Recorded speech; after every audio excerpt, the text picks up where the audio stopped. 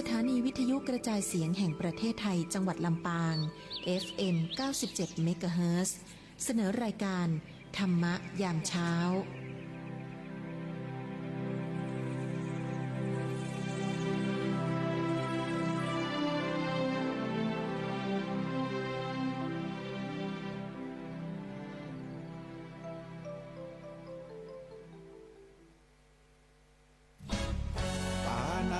ปาตาเวรมณีอทินนาทานาเวรมณีกาเมมุสาสุราเม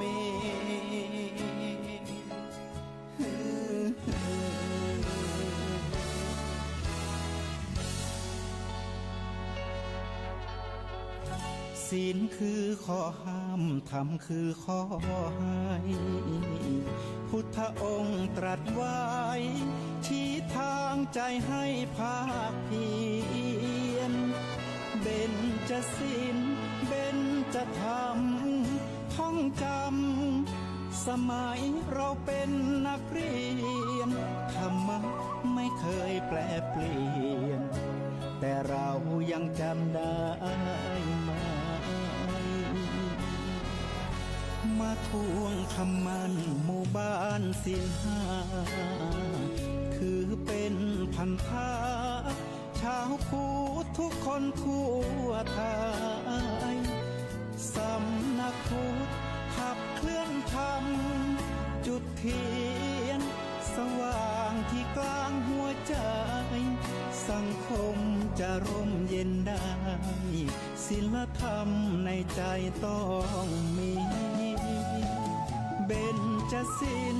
ว่ายังไงไหนลองท่องมาข้อหนึ่งห้ามฆ่าสัตว์ข้อสองห้ามลักทรัพย์ข้อสามห้ามประพฤติผิดในกามข้อสี่ห้ามพูดเท็จ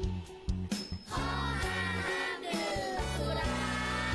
แล้วเบญจธรรมทั้งห้าว่าอย่างไรไหนบอกชัดๆอีกทีข้อหนึ่งเมตตากรุณาข้อสองสัมมาอาชีพข้อสามกามสังวรข้อสี่ต้องมีสัจจะข้อห้าสติสัมปชัญญะศีลห้าข้อธรรมห้าข้อขอเจริญสุขสวัสดีกับบรรดาศรัทธาเฒ่าแก่พ่อแม่พี่น้องศรัทธานักศีลนักบุญเฮาทุกคนทุกท่านที่ได้รับฟังสถานีวิทยุยามเจ้าอย่างเช่นเคยทุกเจ้าทางสถานีเฮาก็ได้มีธรรมะทุกเจ้า1 ชั่วโมงก่อนตีสถาเฮาจะได้ไปทำการทำงานจะได้ทำภารกิจก็ต้องเอาธรรมะเข้าหลูบเข้าฉโลมจิตฉโลมใจเสียก่อนก็วันนี้ก็เป็นหน้าที่ของตุเจ้าวัดบ้านไห่ศิลาทองได้มาทำการจัดรายการวิทยุให้บรรดาพ่อแม่พี่น้องได้รับฟังซึ่งก็เป็นโครงการเป็นนโยบายที่ดีเพราะว่าช่วงเจ้าก็เหมาะสำหรับการฟังธรรมะยามเจ้าก็ขอให้ท่านคณะศรัทธาทุกคนทุกท่านได้ปรากันมารับฟังสนับสนุนสถานีเฮาถือว่าเป็นสถานีใหญ่แพร่หลายไปหลายตีหลายต่างรับชมรับฟังตีบ้านตีจองหรือตีทำงานในรถได้เปิดวิทยุฟังก็ดีเปิดโทรศัพท์ฟังก็ดีหรือว่าฟังย้อนหลังก็ดีก็ต้องขอเจริญสุขกับพ่อแม่พี่น้องทุกคนทุกท่านที่ได้มาฟังก็ขออนุโมทนาเพราะว่าเฮาอยู่ ด้วยกันเป็นกำลังใจให้กับพระสงฆ์องค์เจ้ามาก็หลายปีดีดักแล้วเนาะก็อาตมาเองก็ชื่นชมนะที่ต่างสถานีเฮาเนี่ยเห็นความสำคัญช่วงเจ้าก็เอาธรรมะฉโลมใจก่อนที่เฮาจะได้แยกย้ายไปทำงานภารกิจของไผมันนี่ก็ถือว่าเป็นเรื่องที่ดีเนาะท่านคณะสถาเพราะว่าบางคนบางท่านก็บ่มีเวลาเนาะที่จะไปวัดไปวาบ่ได้มีเวลานักที่จะไปนั่งฟังธรรมก็เป็นวัยที่ต้องทำงานบางคนก็ทำงานอยู่ต่างที่ต่างแดนบางคนก็ทำภารกิจติดธุรกิจส่วนตัวทำงานก็มามีโอกาสที่จะได้เข้าวัดเข้าวาทั้งนี้ทั้งนั้นสุดแท้แต่ท่านศรัทธาเฮาก็บ่ได้มีไผเนาะที่จะ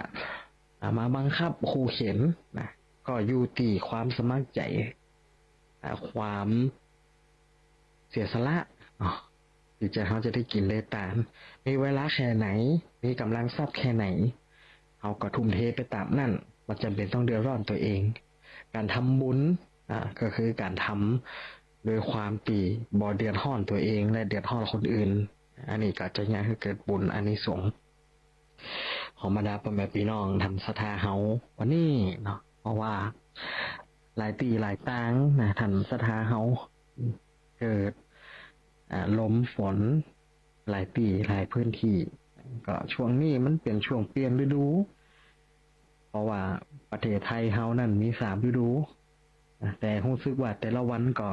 จะเปลี่ยนไปตาม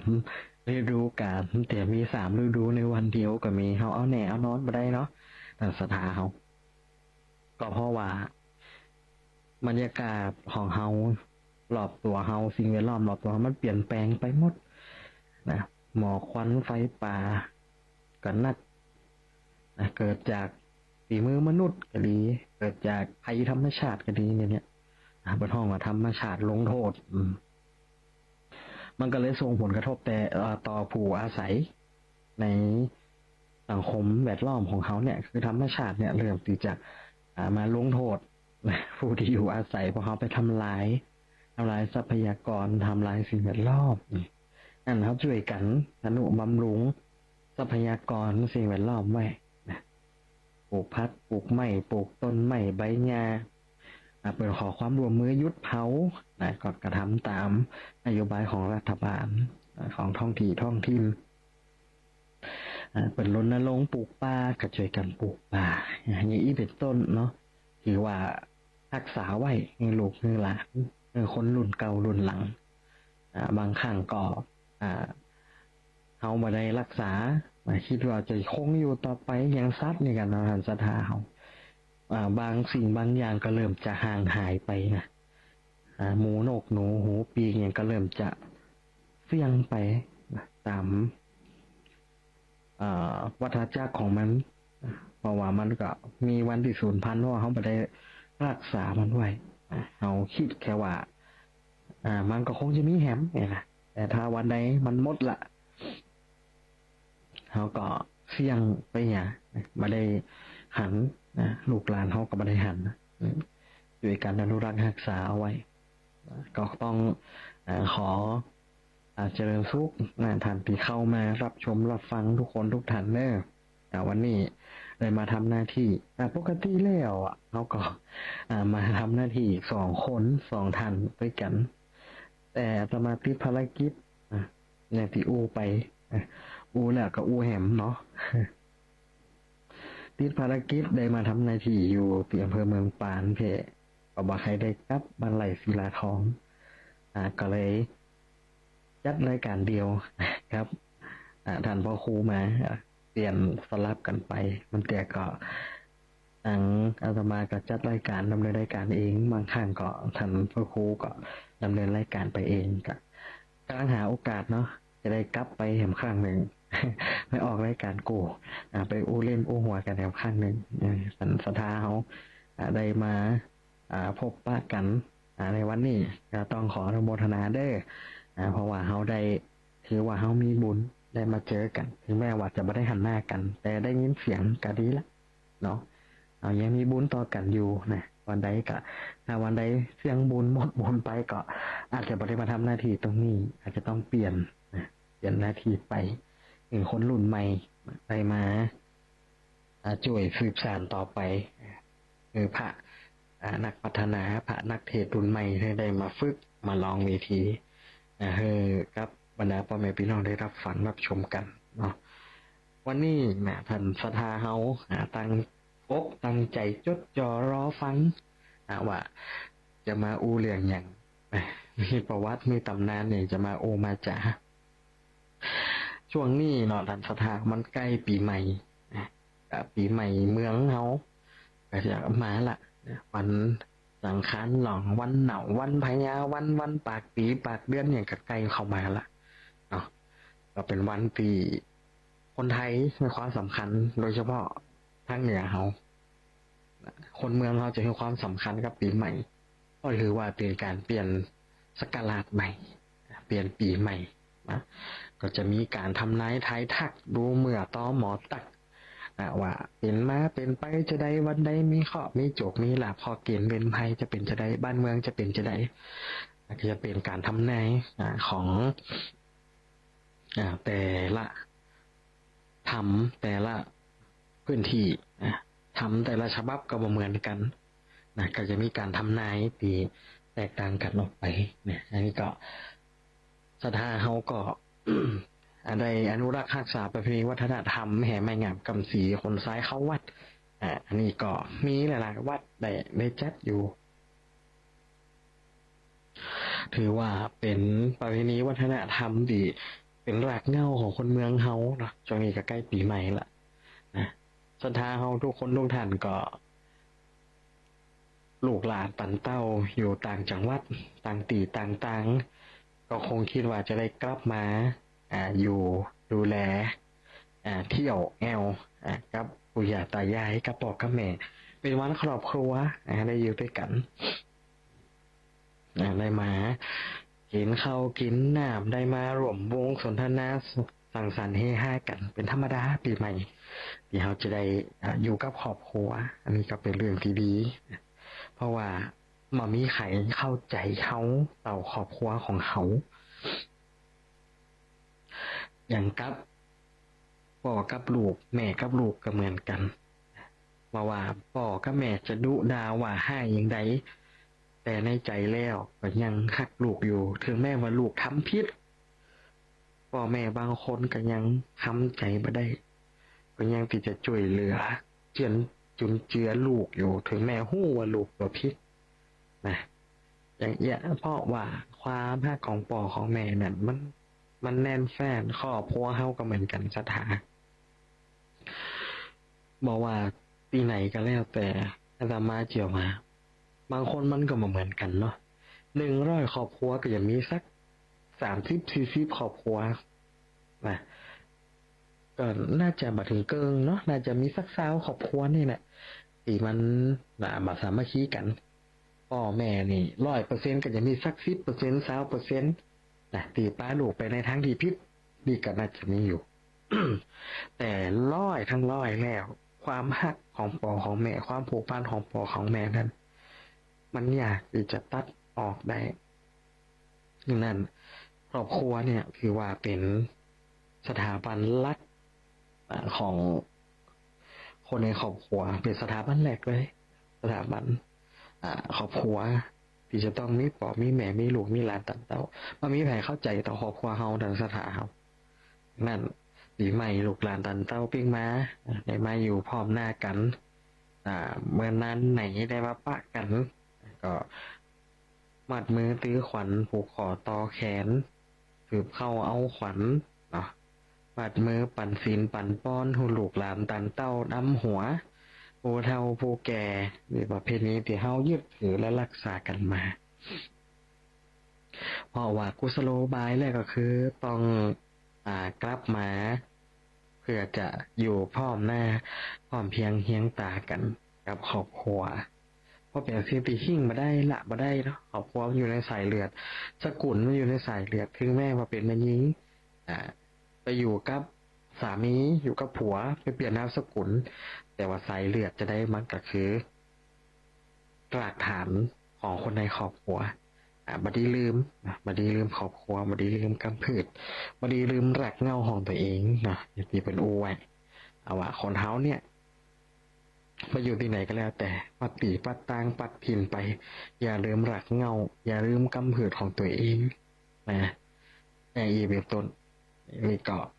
เป็นข้อคิดเล็กๆน้อยๆนะบางคนก็จะมีอยู่นะบางคนมีอยู่ที่แบบว่ากลัวคนอื่นว่าคือสังคมเฮาบ้านเฮาเขาต้องยอมรับเข้าใจภาษาฝรั่งว่าบูลลี่ คนเฮาชอบบูลลี่ชอบไปว่าเปิ้นนะชอบไปเซ้ยเปิ้นชอบไปว่ากันแนกกันแหน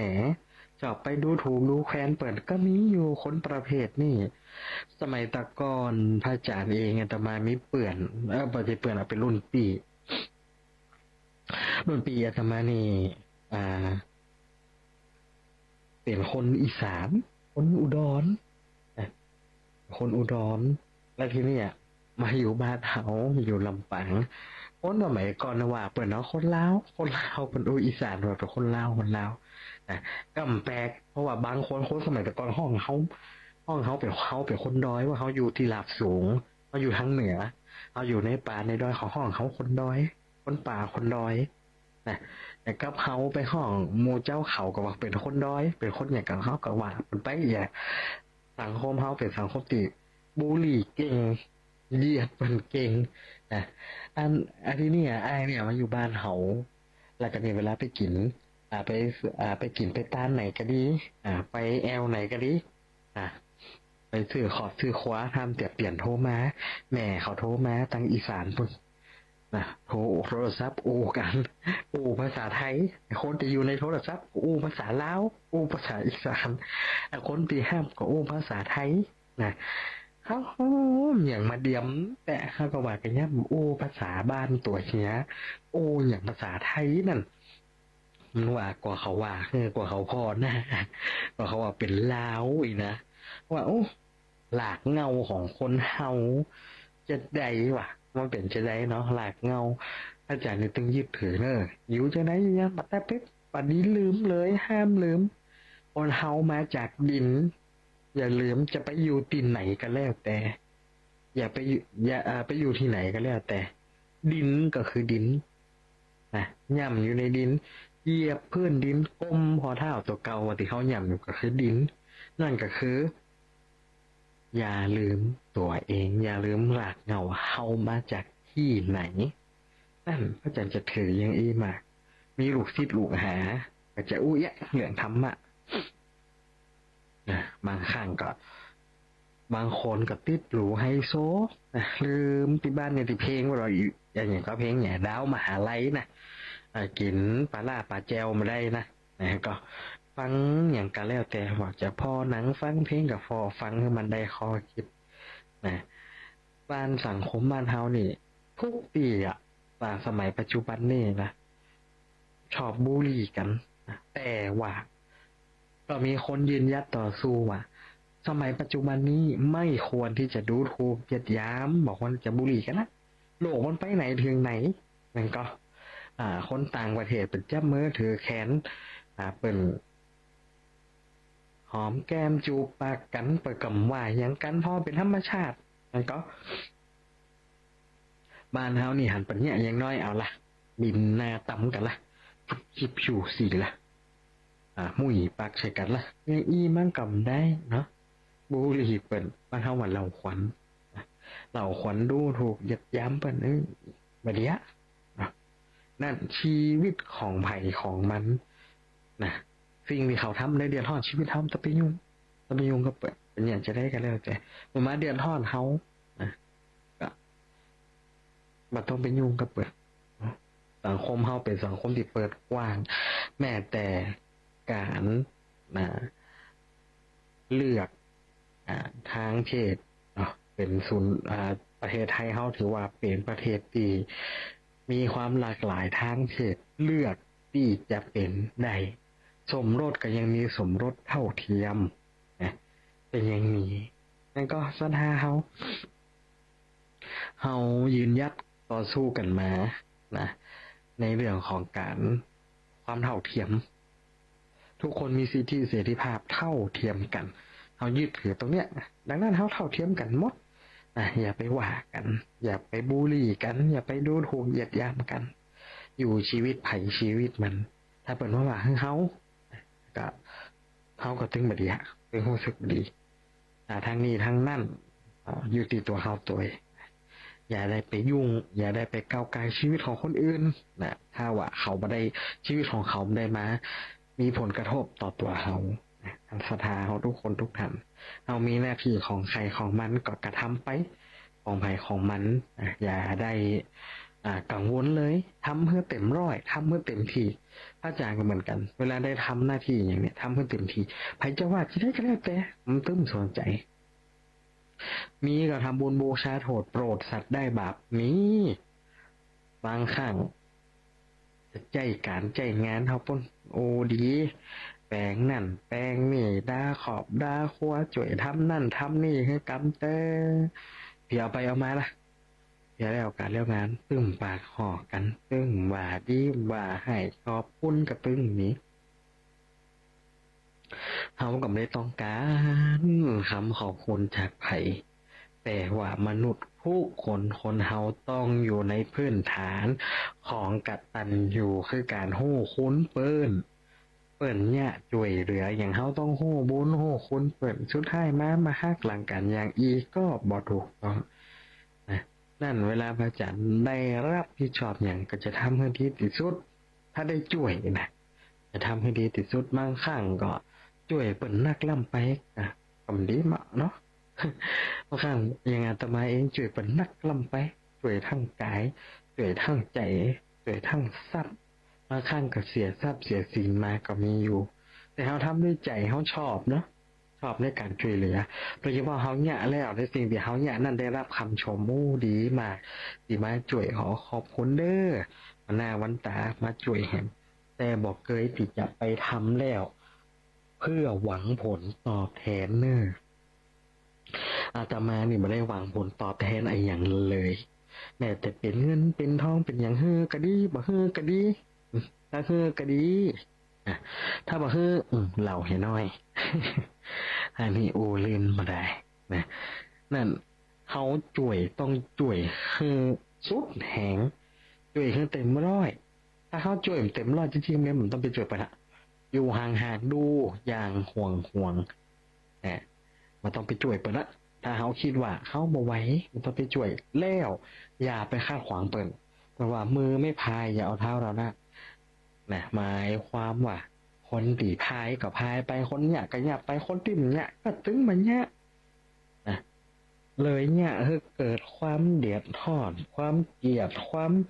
เบื่อหน่ายก่ายจังกันไปเหี่ยอย่างเอี้ยสันสถาเฮา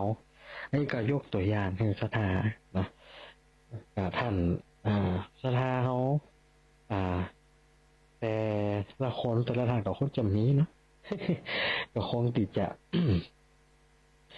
บ่มีแบบอีเนาะก็คงติดจะเข้าใจกันนะต้องเข้าใจช่วยเหลือกันนะที่ไปไปเล่าเปิดคือกำลังใจดีที่สุดอย่างอาตมาเองจะ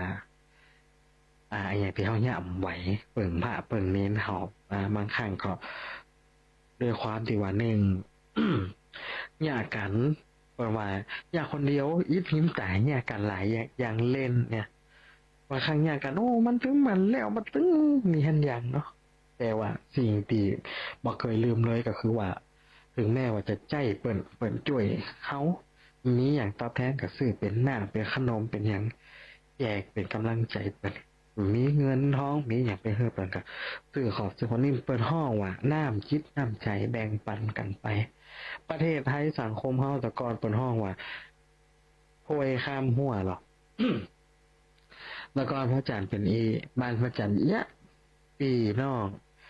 3 บ้าน 4 บ้านหัวเดียวกันหมดนะวันนี้กินแกงหยังยืนไปวันนี้กินต้มไก่บ่มีไหม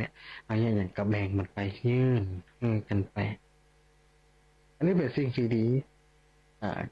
สร้างกระชับมิตรไมตรีกับประเทศไทยที่ไหนเป็นลูกเป็นหลานเป็นญาติพี่น้องเนี่ยอยู่ที่บ้านเฮา ก็ช่วยเหลือเกื้อกูลกันไปข้ามหัวหลอดหัวกันไปจากตีเคยดีกันเคยอยู่ด้วยกัน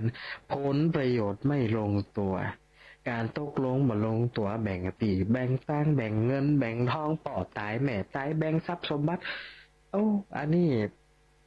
อย่าให้พี่น้องพิษอย่างกันพิษหัวกันอันนี้พระอาจารย์เป็นคนรุ่นใหม่ถามว่ามีพี่มีน้องก็มีพี่มีน้องเขาก็อายุสาวไปป30เตี้ยก็ยังหนุ่มอยู่ถึงแม้ว่าจะหน้าเท่าก็ตามพ่อแม่มีทรัพย์สมบัติอย่างก็มีติดเนื้อติดตัวของพ่อของแม่เป็นมรดกตกทอดปู่ย่าตายายมีก็มีทรัพย์สินของพ่อของแม่มีก็มีแต่ว่าเขาหันการแตกแยกของครอบครัวหันทุกอย่างหันหมดนะมันอยากขึ้นในใจใครแค่ได้หยังก็เอาไปมันต้องแบ่งเฮ้อก็ได้แบ่งเฮ้อก็ได้แบ่งเฮ้อก็ได้ถ้าแบ่งเฮ้อก็ดีถ้าแบ่งเฮ้อก็ดีว่ากันนะมันต้องมาแบ่งต้องมาปรับต้องอย่างนั้นก็คือว่าเอาตามใจลูกหลานเป็นว่าแต่อาจารย์นี่ตึ้งเดือดร้อนรอดใจยังใจว่าเขาปงเขาปล่อยวางนะเขาอยากจะเสียปีเสียนอกไม่อยากจะเสียครอบครัวเขาใครได้อย่างให้เขาเอาไปแต่วันใดเขามีเขาขอเปิ่งหรือต้องช่วยเหลือเขาได้นะเขามีนะ นั่นไปขอเปิ่งก็ต้องได้นะอันนี้คือคนเดียวแต่ไม่ได้บอกไผคือเอาใจว่าปงวางปล่อยวางมาได้ปล่อยมาได้ปง กิเลสตัณหาทุกคนก็มีเหมือนกันหมดเพียงแต่จะระงับจะกดมันไว้จะใดจะทิ้งจะละมันจะใดแล้วแต่คนจะมองตั้งอาตมานี่มองอย่างเงี้ยว่าไม่อยากจะเสียขอบครัวไปเขามนุษย์เป็นมนุษย์ที่เป็นสัตว์สังคมนะไม่ได้เกิดมาอยู่คนเดียวหากินคนเดียวตายคนเดียวปัจจัยเนี่ยเขาเป็นมนุษย์สังคมเกิดมาแล้วต้องมีเปื่อนมีปีมีน้องมีพ่อมีแม่แล้วก็ไปทำงานก็ต้องไปแห่งสังคมหนึ่งไปทำงานแถมที่ก็ต้องไปแห่งสังคมหนึ่งสุดท้ายเขาเสียชีวิตคนในสังคมของเขานั่นจะมาร่วมแสดงความเสียใจกับเขาเพราะมนุษย์เป็นสัตว์สังคมอาตมาเองก็คิดว่าไม่อยากจะเสียพี่เสียน้องเพราะอาหารตัวอย่างมันเม้นมากมายเหลือเกินใหม่ๆโอ้ยดีมากพอผลประโยชน์บ่ลงตัวมันใจแค่เฉพาะครอบครัวหมู่เปลี่ยนหมู่ฝูงก็เหมือนกันทางนั้นมันจะเสียใจมากที่สุดถ้าครอบครัวแตกแยกเปื่อนจางมันเป็นอย่างหาไม่ได้แต่ถ้าหากครอบครัวได้แตกแยกกันแล้วมันหมาแม่แต่จะเปิดไว้ก็ผีเผาเงาเนี่ยมันเป็นถึงขั้นนี้นั่นอาตมาเนี่ยบ่ได้ยึดติดทรัพย์สมบัติของพ่อของแม่ของพี่ของน้องแต่จะฮืออูใดแต่มีความคิดเห็นจะเอาเจ้านั่นจะเอาเจ้านี่ใจว่าเขาเป็นตุ้เจ้าเขาพออย่างอีถึงแม่ว่าจะเสี่ยงบุญจะไม่ได้เป็นตุ้เจ้าอย่าสิทำตำพาและสิขาไปเปลี่ยนคนบ้านก็ตึมไปหลู่มรดกของปีของน้องแล้วแต่ปีแต่น้องผู้ใหญ่ตายายจะเอาเอาแบ่งเอาปันนะเพราะว่าเฮาอยากเสียปีเสียน้องเขาจะตัดขาดเฮาก่อนเป็นอย่างแต่เฮาได้ตัดขาดเป็นอันนี้พระอาจารย์มองอย่างอีนะเพราะว่าเสียเปื่อนก็เสียไปเสียปีเสียน้องมันต้องเสียมได้ตายไปก็หวังจุงการเข้าปัจจาปากรรมจะไปโขดไปเกลียดกันเนี่ยยังตายไปก็ต้องไปป้ากันอย่างเก่าจะน้ำป้ากันเป็นอย่างตายไปก็ต้องไปป้ากันอย่างเก่ามันต้องไปเกลียดมันต้องไปเดือดร้อนร้อนใจปาคอกันกับต้องปากมันต้องอุ้มต้องจ้ามันต้องไปแจงจักหักดูอย่างอีเป็นต้นอันนี้คือสถาฟังคือสถาทุกคนทุกท่านได้เข้าใจนะแล้วก็สถาเฮาทุกคนเนี่ยคือว่ามีหน้าที่ เหมือนกันทุกคนทางอาตมาก็มีหน้าที่ของตัวเอง มีหน้าที่ในการทำงานขออภัย มีหน้าที่ในการเรียน และก็มีหน้าที่ในการทำงานบทบาทหน้าที่ของตัวเองได้รับการเป็นครูสอนก็ดีได้ทำหน้าที่ในของคณะสงฆ์ก็ดีก็ต้องทำงานได้ถึงทำงานนะทำงานของทุกเจ้าเนี่ยไม่ได้หมายความว่าจะไปรับจ้างแบกหามอย่างแต่ก็ทำงานในแบบของทุกเจ้าศรัทธาก็ต้องหาเลี้ยงชีวิตเลี้ยงปากเลี้ยงท้องเลี้ยงลูกเลี้ยงหลานเลี้ยงพ่อเลี้ยงแม่ต่อไปนะทุกคนมีปัญหาและอุปสรรคอาจารย์เองเนี่ยเคยทุกคนมันมีหมดเนาะแต่ว่ามาอยากจะยกตัวอย่างไผจะยกตัวอย่างตัวเก่าทุกคนมีปัญหาและอุปสรรคหมดจะไปคิดว่าจะได้มาตุกกับตัวเก่าไม่ใช่ทุกคนมีปัญหาและอุปสรรคอาตมาก็มีปัญหาและอุปสรรคบางครั้งมันจะมีอย่างมาขัดขวางอย่างเฮาห้องว่าพญามารเอาละนะมีพญามารมาละเขาจังห้องว่าพญามารมันจะมากวนเฮาเวลาเฮาคิดดีทำดีอย่างตอนเฮาบ่ทำดีเขาคิดบ่ดีมันก็จะมาเตรียมเฮาแหมทำเลยเนี่ยโอ้คางหัวเนี่ยตึ้มดีแต่เนาะพญามารเนี่ยมันบอกมาเป็นมารแต่ทุกคนมีหน้าที่มีการทำงานของตัวเองหมดทุกคนมีหน้าที่ภาระหน้าที่หมดนะบางครั้งเขาเนี่ยอย่างก็แล้วแต่มันจะมีปัญหาหรืออุปสรรคทุกคนมีหมดอุปสรรคปัญหานะอาจารย์เองเนี่ยเคยคิดเนาะตอนนั้นเขาเป็นละอ่อนคนสมัยตะกอนไปถึงว่าเอาไว้นะช่วงหน้าเนี่ยหน้าแรกนี่หน้าพนอย60หน้าอันปีใหม่สงกรานต์นี่ตอนว่าจากก็อย่างอีเป็นพนอยอยู่ม.3 จบแล้วแต่อยากจะซิกห้ำตำภาพว่ายังหันเปลี่ยนหันโฟงซิแล้วเขาไปเอวเขาทายหกพอมาขับรถไก่วัดไก่บันเนี่ยฮะบันไตเข้าขันเป็นสีถาดีมวนก็อยากจะลาสิก็อยากติดสิขาลาเพจใจนี่ตึงเกิดแล้วนะสถาอยากจะลาสิขาถามว่ามีเงินก็มีแต่อย่างสิก็เปลี่ยนใครสิแต่ก็มันบอกถูกเนาะพอเขาขึ้นจะเมื่อคืนมารับฝันว่าซิกเอาไปแล้วใช้ชีวิตตั้งนอกแล้วก็บ่ไหวแล้วก็ปีกมาบวชแหมฝันจะอีตลอดเป็น10 รอบ10 วัน10 คืนปุ่นน่ะฝันที่ก็เลยตัดสินใจว่ามันซิกดีกว่าเอาฝันนี้ยังแต่เลยนะสถามันเหมือนกับว่าบุญเฮามันเสี่ยงหมุนผาเหลียงมันหมดเปิ่นมาบอกไว้ถ้ามึงซึกเดียวนะน้อยมึงตึงได้มาบวชแล้วก็จะไปขี้ปากชาวบ้านกันนะว่าตัวเจ้าหนักอย่างจะได้พอพระนะซิกไปแล้วกลับไปไหนมันหลอดไปตุกป่อตุกแม่ปุ่นเปิ่นมันมาบวชเหมาะอันก็กรรมปักชาวบ้านมันจะดีนะก็เลยอยู่มาเป็นตึกเจ้าจนถึงทุกวันนี้ถ้าซิกไปเหมือนนั่นก็คงได้มานั่งอูทำเมื่อสถาฟังเนาะนี่ว่ายังว่าเขามีบุญต่อกันนะแต่อนาคตเป็นสิ่งที่บ่สามารถที่จะทำนายได้แต่เป็นสิ่งที่มาแน่นอนขาดการไว้มาแน่นอนได้แต่ว่าอาจจะเกิดขึ้นก็ได้ไม่เกิดขึ้นก็ได้นะเพราะว่าคนเฮาบัดจากกันตอนตายก็จากกันตอนเป็นอย่างที่พระอาจารย์อาตมาได้ไว้เนาะคนเฮาต้องมีพลัดมีพรากมีจากมีจรมีสรรเสริญก็ต้องมีนินทาโลกกระทำ8บ่มีใครดีคนได้ตะกี้ก็ถึงพญามารบางคนอยากจะคิดจะทำอย่างนี้จะมีพญามารมากวนเปิ้นตึงว่าไว้ว่าจะคนเฮาอาจจะมีการเปลี่ยนแปลงชีวิตอันหยังก็แล้วแต่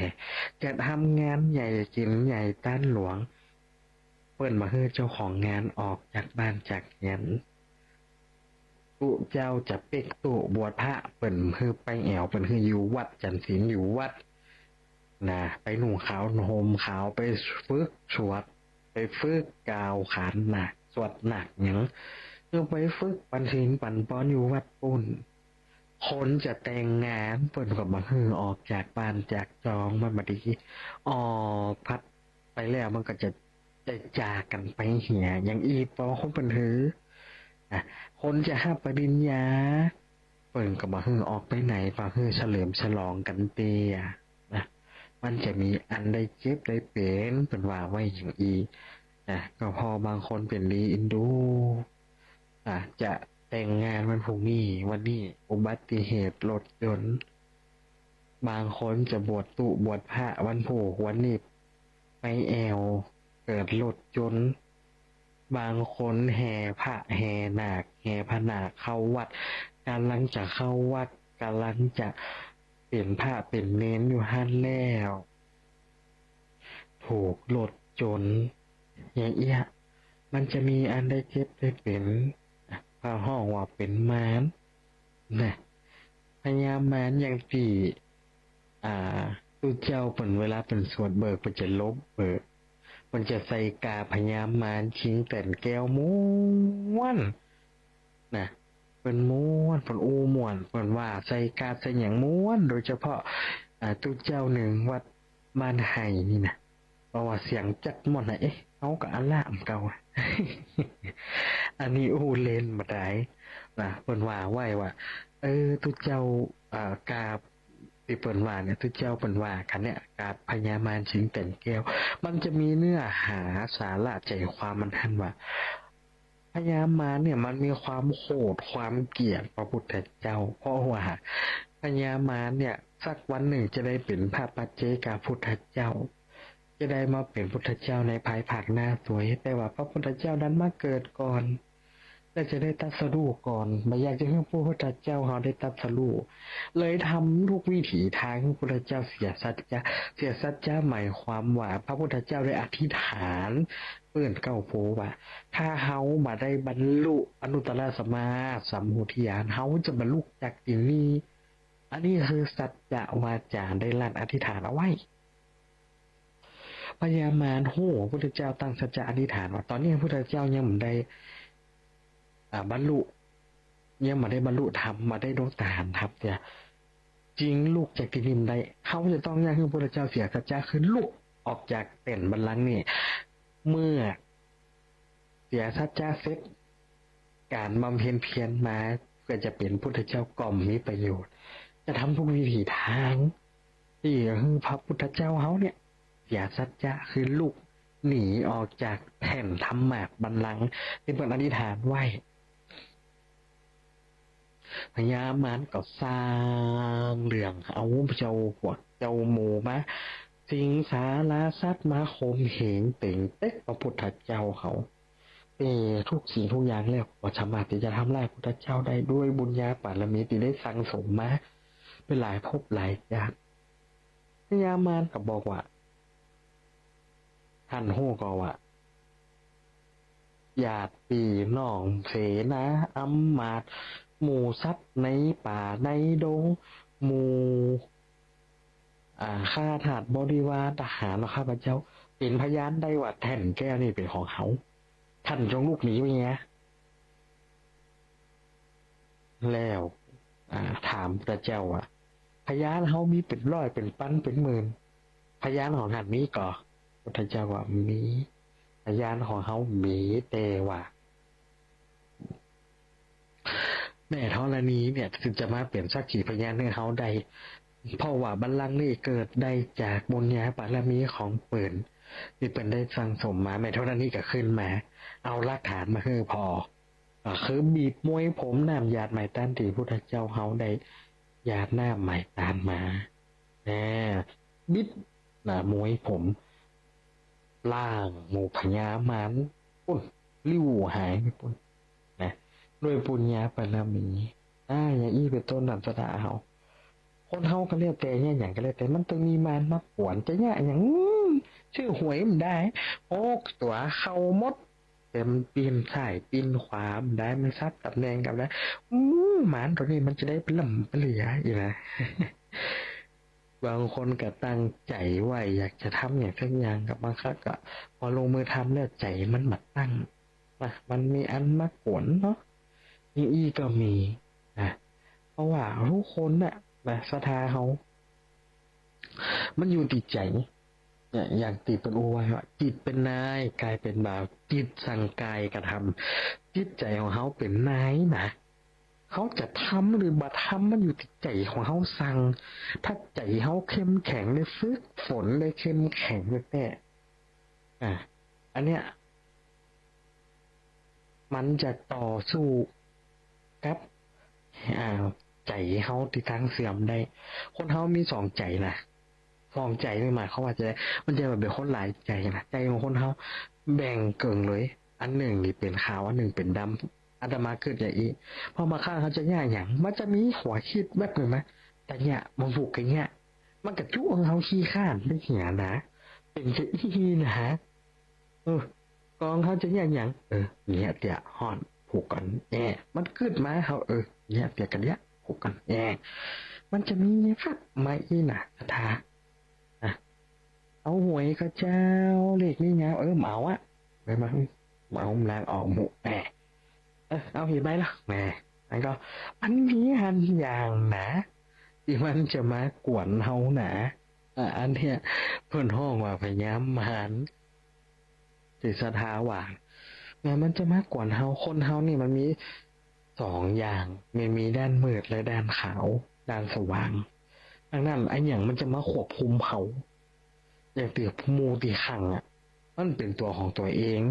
จิตใจด้านมืดทั้งจิตใจเบื้องลึกของมันเริ่มสำแดงออกมา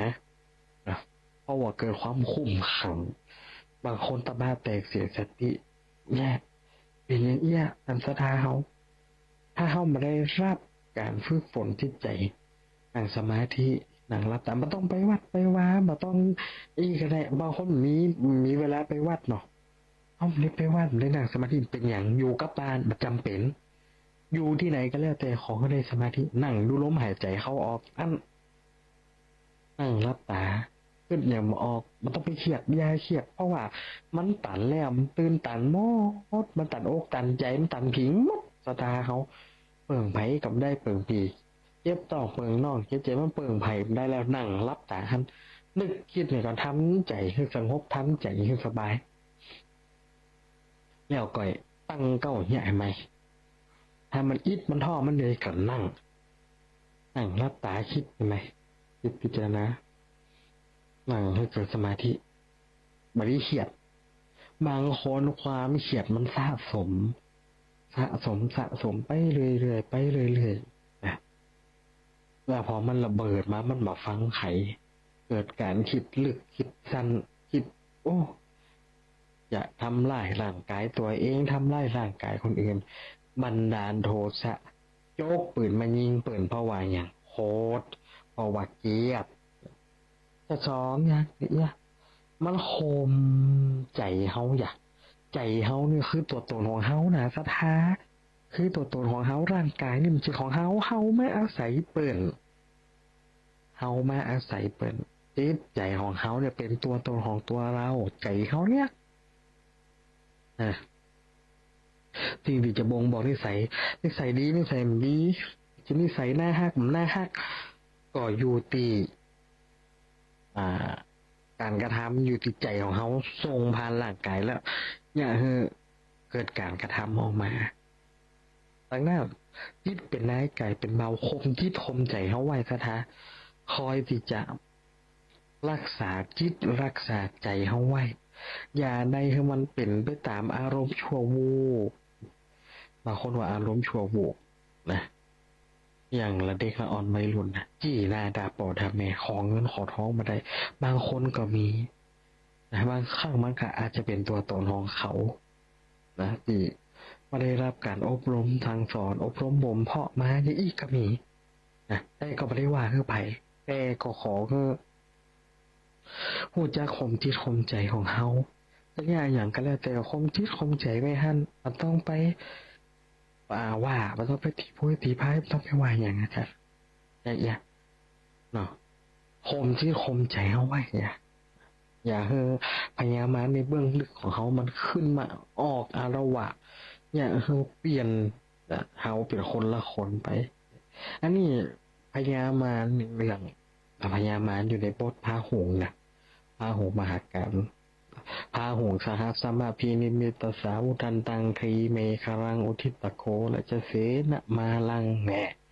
เป็นท้องเป็นเจ้าเป็นสู้ทุดกันนะนี่แหละสถาเฮามันอยู่ในบทส่วนในบทแหลกเนาะ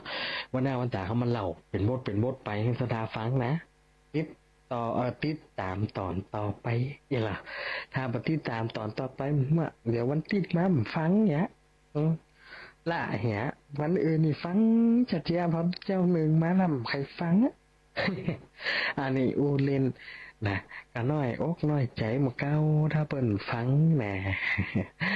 อันนี้ศรัทธาเฮาถือว่าคือความสำคัญกันนักนะเพราะว่าเฮาพอตลอดเนอะไผพอไผคอมเมนต์อันนี้ทักทายปราศัยกันไป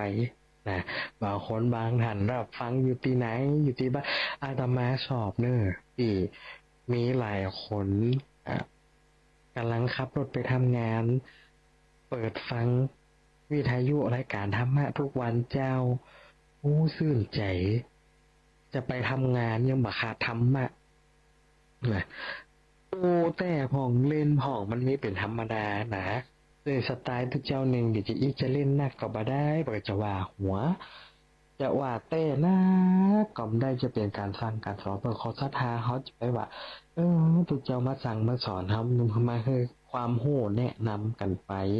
บ่ได้จะมาสั่งมาสอนไผลำพังตัวอาตมาเองเป็นผู้ด้อยปัญญาเป็นผู้น้อยด้อยปัญญาปัญญาก็อาจจะมีน้อยนิดนะ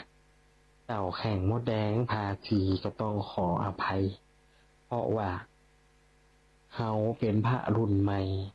สไตล์การการจาการเตดการทำกันยังเฮาก็จะไปตามสไตล์เฮามาเล่นหนักเกินไปมาจริงจังมากเกินไปเรียนหัวกับสถาไปอย่างอีขอสถาเขาจะไปถือเนอะช่วยสนับสนุนลูกหลานตันเต้าคือเจ้าหนึ่งต่อไปพอดีได้เลยกันนะเพราะว่าจะต้องมีกำลังใจต่อสู้เพื่อจะได้มาเตดน้ำเตดทำให้ศรัทธาฟังต้องมีกำลังใจรักษาเนื้อรักษาตัวแต่รักษาเนื้อรักษาตัวทุกคนเป็นเหมือนกันหมดเดิมเดี๋ยวนี้นะเนื่องจากว่าผลกระทบจากหมอกควันไฟป่าหรืออะไรยังบอกว่าไฟป่ากับไฟคนบอกว่าที่มันจุดกันตั้งวันนี้นะได้เข้าไปทางจมูกทางปากแล้วมันเหมือนขออภัยเนี่ยมันเหมือนกับเสลดหรือขี้เตอร์เนี่ยติดขำเขาจะมาตึ้งมาหายเป็นจะอีตลอดแล้วแต่อาตมาขึ้นคนเดียวน่ะจะเล่นโหข้าวปีใหม่เนาะขึ้นปีใหม่มาเป็นไข้วัดใหญ่แล้วที่นี่เนี่ยซึกว่าหลังจากหายจากไข้วัดใหญ่หันมาเนาะก็เหมือนจะซึกว่าร่างกายบ่สมบูรณ์เลยนะร่างกายเหมือนจะสมบูรณ์อย่างนิดอย่างน้อยก็รู้เป็นวัดเป็นไออย่างนิดอย่างน้อยก็รู้เป็นไข้เป็นเมื่อยเนี่ยนะเพราะว่าตัวเองเลยเนอะตัวเองนะก็เลยคิดไว้ว่าถ้าเป็นไปได้รักษาตัวเองมาให้เป็นไข้เป็นอย่างการไม่มีโรคเป็นลาภอันประเสริฐไปถึงว่าไว้ลำเดียวนี่ก็เขาตัวใหญ่ก็เขาตุยขึ้นมาแหมโฮมเดียวนี่เสียดูกเสียเอ็นเนี่ยโหสถานเจ็บแข็งเจ็บเอ็นนี่แต่เอ็นมันจังมันเข่งลำไปก็เขาเดินมันโหก็เขาตุยโหเขาก็โหแต่ถ้าเป็นไปได้ห้ามมีโรคเลยเนาะสถานเขาจะไปได้เจ็บได้เป็นนะโดยเฉพาะผู้เฒ่าผู้แก่คนเฒ่าคนแก่ที่จะตามมานี่การหกล้มการต่าวบางคนต่าวแล้วเป็นตั้งดูกตั้งเอ็นผู้หนาเป็นตั้งเส้นเลือดผู้หนานอนติดเตียงผ่องเป็นอัมาพึกษ์อัมาผาดผ่องต้องใจไม่เต้าไม่งาบอันนี้สถานเขามันเป็นอย่างนี้ดังนั้นรักษาเนื้อรักษาตัวไม่ต้องเจ็บต้องเปลี่ยนดีกว่าเนาะอันนี้พ่อเป็นห่วงศรัทธาทุกคนทุกท่านเพื่อในรักษาเนื้อรักษาตัวไว้โดยเฉพาะเดียวเนี่ย มันเป็นหมอกควันไฟป่าเป็นฝ้าเป็นฝนเป็นอย่างก็คือรักษาเนื้อรักษาตัวเอาไว้นะขอบอกให้กับท่านคณะสถาเฮาทุกคนทุกท่านนะเพราะว่าชีวิตของคนเฮามาเกินมาหนึ่งครั้งก็ต้องตายหนึ่งครั้งถ้าว่าร่างกายของเฮามันชำรุดทรุดโทรมแล้วมันมีอะไรเปลี่ยนมันเหมือนรถยนต์ที่หาได้ง่ายๆจำกัดตามนี้นี่ร่างกายเขาสุดโทรมแล้วก็สุดโทรมแหนสุดโทรมแหนแบบไปได้มันมีวันสิ้นสุดนะอยู่ก็ขอให้สร้างคนประโยชน์จากไปก็ขอให้เปิดได้เหล่าลือในคุณประโยชน์ที่เขาสร้างอย่าให้เปิดได้ไปกล่าวไปอ้างไปว่าเขาบดีอย่างนั้นใช่เสียหน้าลูกเสียหน้าหลานเขาหมดอยู่เขาก็ต้องช่วยเหลือเกื้อกูลกันคนเขาอยู่ปอปันปอร้อยปอนี่สักคนอ่ะ100 คนจะถึง100นี่10 คนเก่งจริงนะจะเลย100นี่นะนอกนั้นกับ70 80 90ก็ยังหายากนะสถานเดี๋ยวนี้คนเท่า70ก็หายากแต่ยังจะเหลืออยู่80 70ก็หนักอยู่70 80ก็ยังหนักอยู่อย่างเงี้ยนะเวลาเขายังอยู่มีชีวิตต้องช่วยเหลือเกื้อกูลกันต้องหันอกหันใจเพราะว่าคนเฮาจากตอนเป็นกับจากตอนตายต้องแยกแยะอย่าไปยึดติดอย่างนั้นเคยมีเหตุกรณีอันนี้เมื่อน่ะสมัยเป็นพระใหม่ๆเป็นพระน้อยจำมาได้แต่เมินแล้วเนาะก็อีแม่คนหนึ่งเป็นจะขึ้นเฮียนใหม่แล้วก็เอาด้วยความที่ว่าเขาเป็นลูกตุลูกพระเป็นเปิ่งเข้าเปิ่งน้ำเปิ่นก็ไปช่วยเปิ่นพอตกแต่งแปลงด้าเพราะว่าในหมู่บ้านเนี่ยก็มีศพเหมือนกันแต่เป็นศพคนเฒ่าแล้วคนเฒ่านั่นโอ้ดีลูกหลานเปิ่นก็ดีช่วยกันช่วยงานอย่างนี้หมดแล้วที่นี่เนี่ยเปิ่นสวดศพเมื่อคืนแล้วก็บ้านแม่อุ้ยเนี่ยเปิ่นดาแม่อุ้ยวันนี้นะเลยมาก็ไปช่วยเป็นไปช่วยเป็นพอสถานที่จัดตีจัดตั้งเพราะว่าแบ่งเบาภาระตั้งปอนามว่าปอนามก็ไปยุ่งกับงานศพเจ้าก็เลยมาช่วยเป็นมาดูสถานที่หลัดเล้าแล้วก็จัดสถานที่อย่างเรียบร้อยเนี่ยได้สัก6 โมงไปบอกอุ้ยเขาไปช่วยเป็นบ้านศพบ่เนี่ยดอกไม้เป็นตองเป็นหยังบ้านอีแม่เหลือเขาไปหอมเปิ่นเหียบ่อย่างมืดเขาก็ไปเป็นเจ้าภาพเหียเพราะว่าวันนี้วัดเขาเป็นเจ้าภาพบ้านเขาเป็นเจ้าภาพเป็นผู้เฒ่าผู้แก่บ้านเขาไปบ่เอาของไปหอมเหียไอ้อุ้ยก็ว่าตึงจะไปเพราะวันผูกไปได้ไปนี่แหละวันผูกเขาได้ไปเขาจะไปวันนี้ลูกหลานเป็นลูกตั้งใดมาบอกโอ้โธ่มาปัดใส่ในหลวงก็คือว่ามันจะใส่เฮากับมั่วใส่ในหลวงไปอย่างมาโหกาละหน้าที่ตัวจะซื้อจะตามวันเกิดวันผูกไปงานหรือว่ามงคลไปงานขาวดำพอดีอย่างเสื่อมว่าไม่หลวงไปว่าอีกหน่อยไปเอาครัวไปหอมเปิดกระต่ออายุเขากาเปิดเกิดจะอีกไม่อยากไปเลยตัวเจ้าจะไปกันย่ำไปมาจวนเปิดไปอย่างว่าบัดใจปีเอาหัวไปหายไปหอมเปิดห้องมาได้ใจอย่างแล้วเราไม่ต้องกับซื้อมันนักล่ำไปกับไปหอมซบเปิดคนบ้านเดียวกันเปิดก็มีจิตอาสามาช่วยเหลือเกื้อกูลเฮาบ้านปีบ้านนอกกันมาต้องไปอีแม่มาต้องไปแหมว่าเฮางานชอบงานซากตัวอยู่ซื้อจะตาวันพรุ่งนี้ว่าถืออย่างเป็นลำเปลี่ยอู้ในใจถ้าไปกับตามาน่ะลูกหลานก็ยังบอกอู้ดีๆกับคนเฒ่าคนแก่ถ้าไปเล่มตามานะอยู่บ้านเขามาช่วยประดาเข้าด้าหน้ามันน่ะเลยเดี๋ยวเป็นยาคบยากินให้เริ่มตาปีกบ้านนะโอ้ยว่าแม่หลวงว่าแม่ตัวเก่านี่มาถูกเขากันเลย ลมไม่ดีอ่ะก็เลยว่า อ่านวันผูกเฮากับบามาเตดทำเฮากับบามาสวดเฮือเอาละโอ้หยังแม้ว่าแต่อีก็โคตรว่าคือเฮาเอาเฮามันได้โคตรเพราะว่าวันนี้เขาจะไปงานศพเขาจะไปเตดทำศพเขาจะไปสวดศพแล้ววันผูกนี่ทุกเจ้าที่สวดศพเมื่อคืนเนี่ยจะมาสวดเฮือขึ้นเฮียนใหม่สวดสืบชะตาเฮือแม่หลวงมันเป็นอวะมงคลว่ะมันก็ดีเขากล้าฮะของพวกเขาก็ถัดจับมาเพราะวันนี้เขาไปบ้านศพนักปิงเขาก็ยกตัวอย่างนะครับจะไปเกิดจะนี่คนเฮาตายไปแล้วมาเกี่ยวกับผู้อยู่เกี่ยวกับผู้เป็น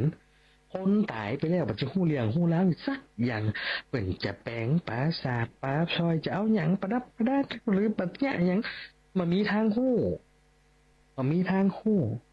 ตายไปแล้วก็ตายไปแล้วไม่ได้เกี่ยวโยงอย่างกับคนอยู่นะ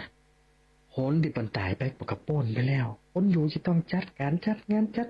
ทรงสการตามขาเบอร์ปอเฮ้อแม่มันจะได้เสียมมาแผ่วลูกแผ่วลันว่าปอมันตายแม่มันตายเดี๋ยวมันก็หมอหมวนโอ้มวนใจเนี่ยมันจะเป็นจะอันจะเอียงมันใช่คนเฮาต้องแยกแยะนะสถาคำว่ามีน้ำใจไมตรีคำว่าบุญนี่มันมีตีต่ำตีสูงมันมีแบ่งพักแบ่งพวกมันมีว่าคนที่จะทำกับคนไหนคนที่จะทำกับคนไหนคำว่าบุญนี่นะมันทำได้ทุกคนทำได้ทุกที่ทำได้ทุกสถานที่แม่แต่เป็นกรรมเกิดว่าจะเนี่ยจะนี่เยอะเป็นบุญเป็นกุศลแล้วบ่ต้องกระทำก็ได้แค่คิดก็เป็นกุศลแล้วนี่แหละคือบุญมาได้อยู่ที่ว่ามันเป็นบาปมันเป็นเนี่ยดวงชะตาตกดวงซวยดวงอย่างมันจะแค่นั้นพอคิดวิเคราะห์แยกแยะกันให้ใหม่อย่าได้เอาไปเหมารวมมาคนเหมารวมไปงานศพงานศาสตร์มันผูกเขาจะมีงานมงคลของเขาเป็นลุงเขาไปมันนี้คือจะอันนี้คือการปฏิเสธบุญคืออย่างคือจิตใจของคนเฮาคุณมัวหมุนเศร้าถึงแม้วันพรุ่งนี้จะมีงานใหญ่งานบุญใหญ่สำหรับตัวเก่าวันนี้จิตใจเศร้าแล้วจะเนี่ยจะได้แล้วนั่นอย่าเศร้าอย่าโศกอย่าอย่างเอาไปก็คือแบบไปแบบต้องไปก็คือไปเอาไปก็คือแบบไปแบบต้องมาเนี่ยมันจำเป็นการละเมิดศีลการกระทำทางวาจาก็คือการสอดเสียดปดหมดเฮ็ดสิ่งเพ้อเจ้อไร้สาระเนี่ยอันนี้ก็ขอศรัทธาเฮาได้เอาไปคิดเอาไปแยกกันเอาเองเพราะบางครั้งเฮาอาจจะเผลอไปไม่ได้ยับยั้งไม่ได้ชั่งใจชั่งคิดอย่างเอียเป็นต้นก็ต้องแจ้งศรัทธาทุกคนทุกท่านได้รับทราบได้รับรู้เพราะว่าปัจจุบันนี้เนี่ยทุกคนเนี่ยเริ่มจะจิตใจของคนเฮาก็เริ่มจะสั้นลงเริ่มจะหินลงดูจากข่าวมันก็ขอใจสถานที่ขอเดินกายลัดท่านน้อยเดิมได้ตีเปิ่นมุกเปิ่นฟันเปิ่นขอน้ำปลาขอกะปิน้อยมาใส่ข้าวใส่น้ำใส่แกงก็ด่าเปิ่นเดียดเปิ่นอย่างนี้เป็นต้นจิตใจของคนเฮานั้นมันหินลงด้านนั้นสถานเหมือนกันขับรถขับลาพอเนี่ยพอตายไปปาดหน้าเปิ่นด้วยติมได้ตั้งใจก็ดีไปมิ่งหัวมิ่งตาเขาจกปืนยิงก็มีนะอันนี้ก็จิตใจของคนเฮามันหินลงดังนั้นสถานเฮายิ่งไปมันก็จะเริ่มหมดเวลาไปก็ต้องขอฝากข้อคิดไว้แต่วันนี้เฮาเรื่องบทพาหูไว้บทแรกนะวันหน้าเขาจะมาเอาบท2บท3บท4บท5ต่อไปถ้าตุเจ้าหนึ่งมาทับนะ มาทำหน้าที่จะต่อไปขอบอกขอบใจทางสถานที่ได้รับฟังสถานีวิทยุยามเช้าในวันนี้บุญใดกุศลใดที่เกิดจากการฟังก็ขอให้บุญ ทั้งหลายเหล่านั้นสำเร็จแก่ศรัทธาญาติโยม อันใดที่มันดีก็ขอนำไปใจ อันใดที่มันบ่ดี ที่มันเป็นอู้เล่นอู้หัวก็คือ เก็บเอาไว้บันเทิงใจก็พอขออนุโมทนาครับทุกคนทุกท่านที่ได้รับฟังสถานีวิทยุยามเจ้าในวันนี้เด้อขอเจริญพร ติดตามรับฟังรายการธรรมะยามเช้าได้ใหม่ในวันและเวลาเดียวกันนี้ ทางสถานีวิทยุกระจายเสียงแห่งประเทศไทย จังหวัดลำปาง FM 97 MHz